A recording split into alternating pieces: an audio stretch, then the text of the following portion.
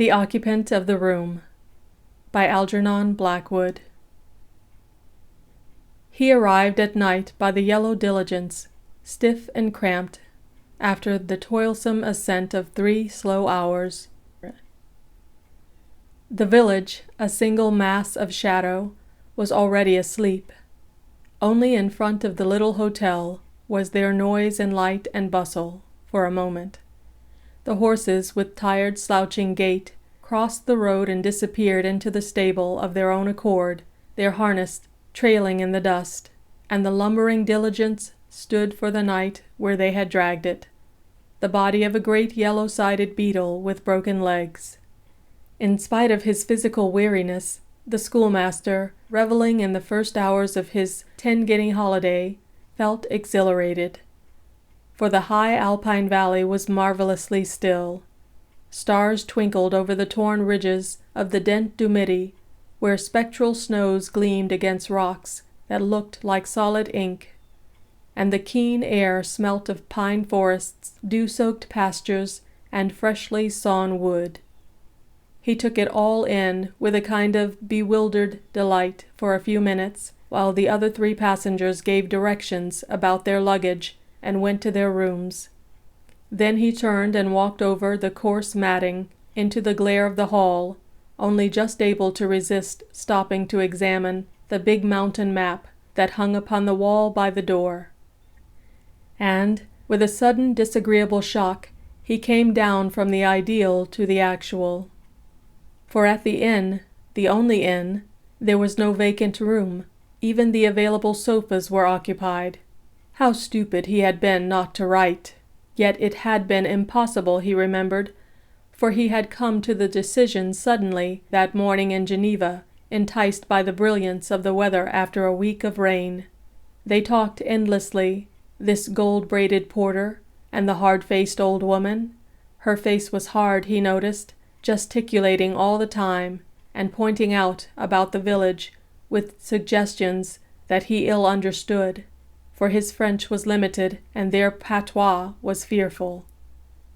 There, he might find a room, or there! But we are, hélas, full, more full than we care about. Tomorrow, perhaps, if so-and-so give up their rooms. And then, with much shrugging of shoulders, the hard-faced old woman stared at the gold-braided porter, and the porter stared sleepily at the schoolmaster. At length, however, by some process of hope he did not himself understand, and following directions given by the old woman that were utterly unintelligible, he went out into the street and walked towards a dark group of houses she had pointed out to him. He only knew that he meant to thunder at a door and ask for a room. He was too weary to think about details. The porter half made to go with him, but turned back at the last moment to speak with the old woman. The houses sketched themselves dimly in the general blackness. The air was cold. The whole valley was filled with the rush and thunder of falling water. He was thinking vaguely that the dawn could not be very far away, and that he might even spend the night wandering in the woods, when there was a sharp noise behind him, and he turned to see a figure hurrying after him. It was the porter, running. And in the little hall of the inn, there began again a confused, 3-cornered conversation, with frequent muttered colloquy and whispered asides in patois between the woman and the porter, the net result of which was that, if monsieur did not object, there was a room after all on the first floor, only it was in a sense engaged, that is to say, but the schoolmaster took the room without inquiring too closely into the puzzle that had somehow provided it so suddenly. The ethics of hotel-keeping had nothing to do with him. If the woman offered him quarters, it was not for him to argue with her whether the said quarters were legitimately hers to offer. But the porter, evidently a little thrilled, accompanied the guest up to the room and supplied in a mixture of French and English details omitted by the landlady.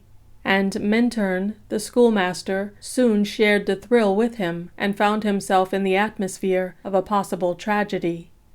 All who know the peculiar excitement that belongs to high mountain valleys, where dangerous climbing is a chief feature of the attractions, will understand a certain faint element of high alarm that goes with the picture.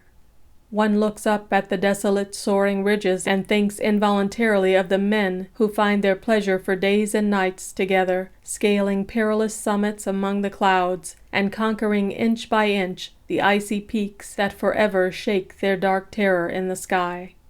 The atmosphere of adventure, spiced with the possible horror of a very grim order of tragedy, is inseparable from any imaginative contemplation of the scene, and the idea Mentern gleaned from the half-frightened porter lost nothing by his ignorance of the language. This Englishwoman, the real occupant of the room, had insisted on going without a guide. She had left just before daybreak 2 days before. The porter had seen her start, and she had not returned. The route was difficult and dangerous, yet not impossible for a skilled climber, even a solitary one. And the Englishwoman was an experienced mountaineer. Also, she was self-willed, careless of advice, bored by warnings, self-confident to a degree. Queer, moreover, for she kept entirely to herself, and sometimes remained in her room with locked doors, admitting no one for days together, a crank evidently of the first water. This much Mentern gathered clearly enough from the porter's talk while his luggage was brought in, and the room set to rights. Further, too, that the search party had gone out, and might, of course, return at any moment, in which case, thus the room was empty, yet still hers. If Monsieur did not object, if the risk he ran of having to turn out suddenly in the night, it was the loquacious porter who furnished the details that made the transaction questionable. And Mentern dismissed the loquacious porter as soon as possible, and prepared to get into the hastily arranged bed and snatch all the hours of sleep he could before he was turned out. At first, it must be admitted, he felt uncomfortable, distinctly uncomfortable. He was in someone else's room. He had really no right to be there. It was in the nature of the unwarrantable intrusion, and while he unpacked, he kept looking over his shoulder, as though someone were watching him from the corners. Any moment, it seemed, he would hear a step in the passage, a knock would come at the door would open, and there he would see this vigorous Englishwoman, looking him up and down with anger. Worse still, he would hear her voice asking him what he was doing in her room, her bedroom. Of course, he had an adequate explanation, but still. Then, reflecting that he was already half undressed, the humor of it flashed for a second across his mind, and he laughed, quietly. And at once, after that laughter under his breath, came the sudden sense of tragedy he had felt before. Perhaps, even while he smiled, her body lay broken and cold upon those awful heights, the wind of snow playing over her hair, her glazed eyes staring sightless up to the stars. It made him shudder. The sense of this woman whom he had never seen, whose name even he did not know, became extraordinarily real. Almost he could imagine that she was somewhere in the room with him, hidden, observing all he did. He opened the door softly to put his boots outside, and when he closed it again he turned the key. Then he finished unpacking and distributed his few things about the room. It was soon done, for in the first place he had only a small Gladstone and a knapsack, and secondly, the only place where he could spread his clothes was the sofa. There was no chest of drawers, and the cupboard, an unusually large and solid one, was locked. The Englishwoman's things had evidently been hastily put away in it. The only sign of her recent presence was a bunch of faded Alpenrosen standing in a glass jar upon the wash-hand stand. This, and a certain faint perfume, were all that remained. In spite, however, of these very slight evidences, the whole room was pervaded with a curious sense of occupancy that he found exceedingly distasteful. One moment the atmosphere seemed subtly charged with a just left feeling. The next it was a queer awareness of still here that made him turn cold and look hurriedly behind him. Altogether the room inspired him with a singular aversion, and the strength of this aversion seemed the only excuse for his tossing the faded flowers out of the window, and then hanging his mackintosh upon the cupboard door in such a way as to screen it as much as possible from view, for the sight of that big, ugly cupboard, filled with the clothing of a woman who might then be beyond any further need of covering. Thus his imagination insisted on picturing it, touched in him a startled sense of the incongruous that did not stop there, but crept through his mind gradually, till it emerged somehow into a sense of a rather grotesque horror. At any rate, the sight of that cupboard was offensive, and he covered it almost instinctively. Then, turning out the electric light, he got into bed. But the instant the room was dark, he realized that it was more than he could stand, for with the blackness there came a sudden rush of cold that he found it hard to explain, and the odd thing was that, when he lit the candle beside the bed, he noticed that his hand trembled. This, of course, was too much. His imagination was taking liberties, and must be called to heel. Yet the way he called it to order was significant, and its very deliberateness betrayed a mind that has already admitted fear, and fear, once in, is difficult to dislodge.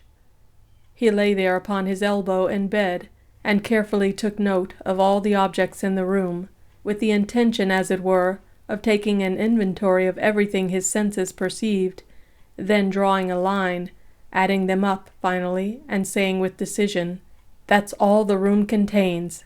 I've counted every single thing. There is nothing more.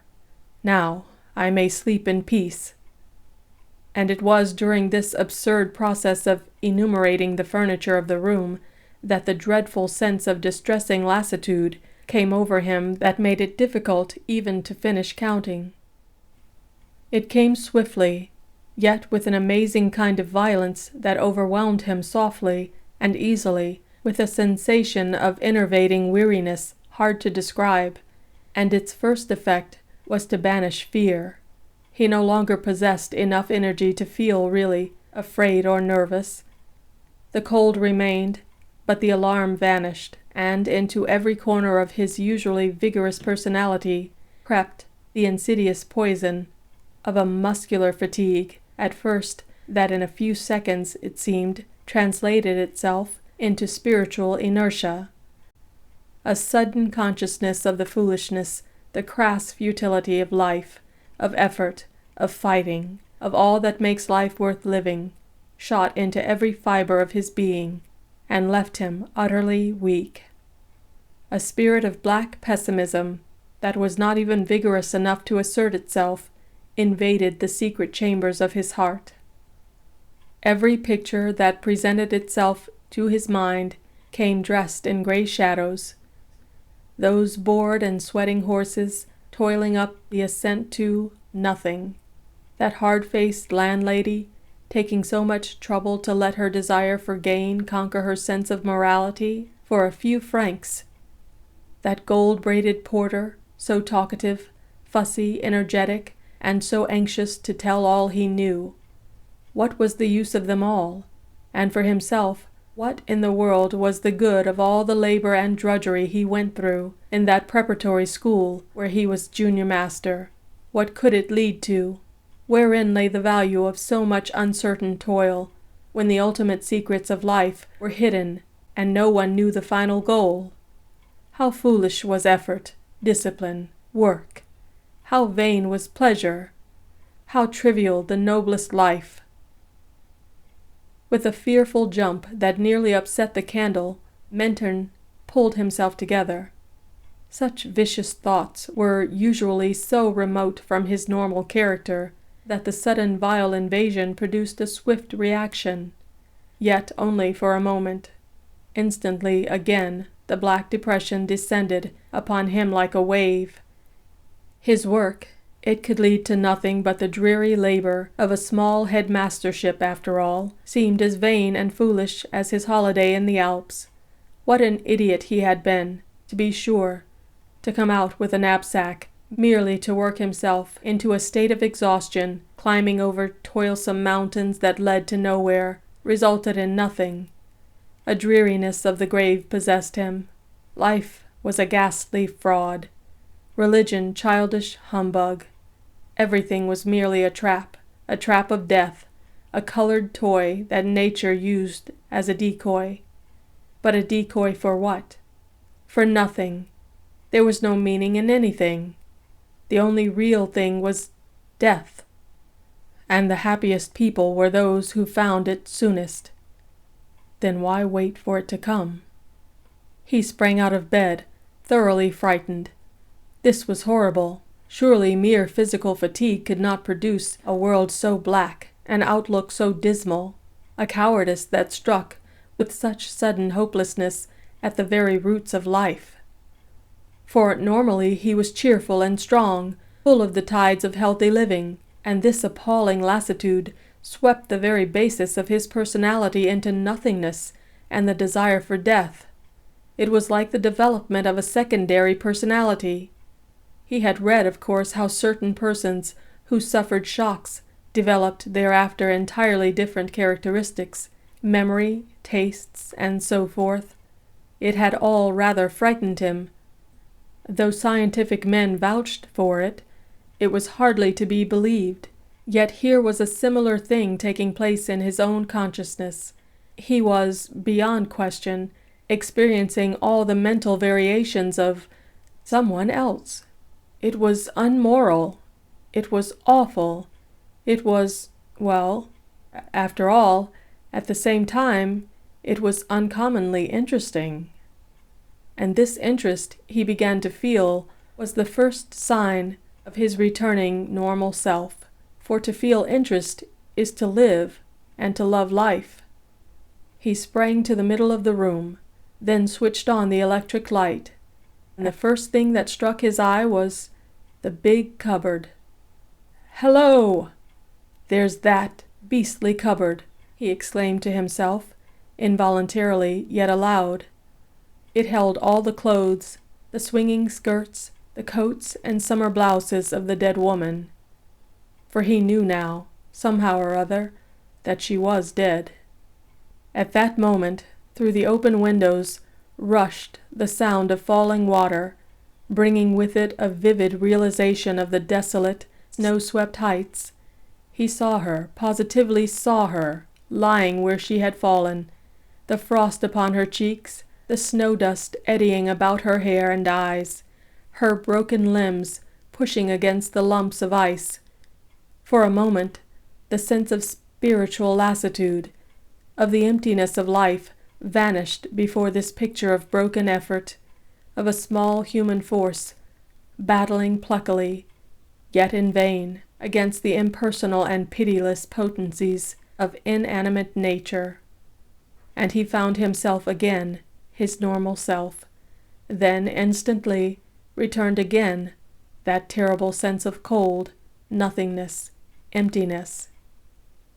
And he found himself standing opposite the big cupboard where her clothes were. He wanted to see those clothes, things she had used and worn. Quite close he stood, almost touching it. The next second he had touched it. His knuckles struck upon the wood. Why he knocked is hard to say. It was an instinctive movement probably. Something in his deepest self dictated it, ordered it. He knocked at the door, and the dull sound upon the wood into the stillness of that room brought horror. Why it should have done so, he found it as hard to explain to himself as why he should have felt impelled to knock. The fact remains that when he heard the faint reverberation inside the cupboard, it brought with it so vivid a realization of the woman's presence that he stood there, shivering upon the floor, with a dreadful sense of anticipation. He almost expected to hear an answering knock from within. The rustling of the hanging skirts, perhaps, or, worse still, to see the locked door slowly open towards him. And from that moment he declares that in some way or other he must have partially lost control of himself, or at least of his better judgment, for he became possessed by such an overmastering desire to tear open that cupboard door and see the clothes within, that he tried every key in the room in the vain effort to unlock it, and then, finally, before he quite realized what he was doing, rang the bell. But having rung the bell for no obvious or intelligent reason at 2 o'clock in the morning, he then stood waiting in the middle of the floor for the servant to come, conscious for the first time that something outside his ordinary self had pushed him towards the act. It was almost like an internal voice that directed him, and thus, when at last steps came down the passage, and he faced the cross and sleepy chambermaid, amazed at being summoned at such an hour, he found no difficulty in the matter of what he should say, for the same power that insisted he should open the cupboard door also impelled him to utter words over which he apparently had no control. "It's not you I rang the bell for," he said with decision and impatience. "I want a man. Wake the porter and send him up to me at once. Hurry! I tell you, hurry!" And when the girl had gone, frightened at his earnestness, Menton realized that the words surprised himself as much as they surprised her. Until they were out of his mouth, he had not known what exactly he was saying, but now he understood that some force foreign to his own personality was using his mind and organs. The black depression that had possessed him a few moments before was also part of it. The powerful mood of this vanished woman had somehow momentarily taken possession of him, communicated, possibly, by the atmosphere of things in the room still belonging to her. But even now, when the porter without coat or collar stood beside him in the room, he did not understand why he insisted, with a positive fury admitting no denial, that the key of that cupboard must be found and the door instantly opened. The scene was a curious one. After some perplexed whispering with the chambermaid at the end of the passage, the porter managed to find and produce the key in question. Neither he nor the girl knew clearly what this excited Englishman was up to or why he was so passionately intent upon opening the cupboard at 2 o'clock in the morning. They watched him with an air of wondering what was going to happen next. But something of his curious earnestness, even of his late fear, communicated itself to them, and the sound of the key grating in the lock made them both jump. They held their breath as the creaking door swung slowly open. All heard the clatter of that other key as it fell against the wooden floor within. The cupboard had been locked from the inside, but it was the scared housemaid, from her position in the corridor, who first saw, and with a wild scream fell crashing against the banisters. The porter made no attempt to save her. The schoolmaster and himself made a simultaneous rush towards the door, now wide open. They too had seen.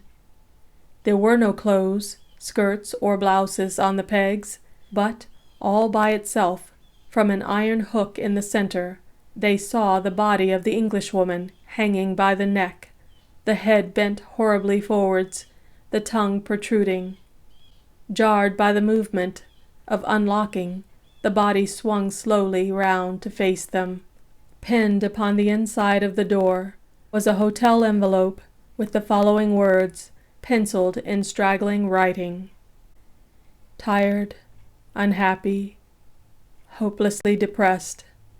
I cannot face life any longer. All is black. I must put an end to it.